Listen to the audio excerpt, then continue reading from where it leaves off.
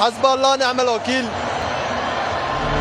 Referee একজন জালিম, তিনি আমাদের সঙ্গে অবিচার করেছেন। আর্জেন্টিনার বিপক্ষে নাটকীয় হারের পর এমন বিস্ফোরক অভিযোগ তুলেছেন মিশরের ফুটবলার মোস্তফা জিকো। ম্যাচের এক সময় 2-0 গোলে এগিয়ে ছিল মিশর। প্রথমার্ধ শেষ হয় 1-0 ব্যবধানে।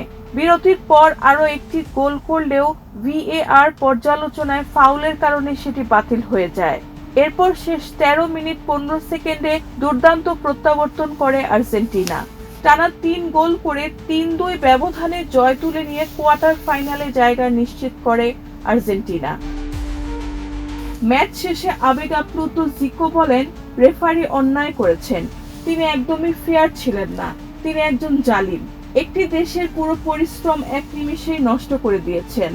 ম্যাচ শুরু থেকেই তিনি আমাদের বিরুদ্ধে কাজ করেছেন। এ সময় তিনি পবিত্র কোরআনের আয়াত পাঠ করেন, যার অর্থ আমাদের জন্য আল্লাহ যথেষ্ট এবং তিনি উত্তম কর্মবিধায়ক।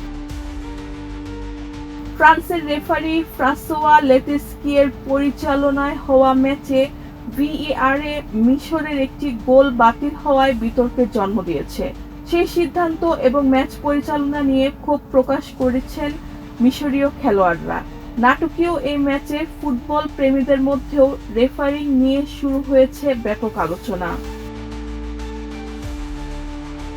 রেহানা বেগম, প্রজন্ম 24।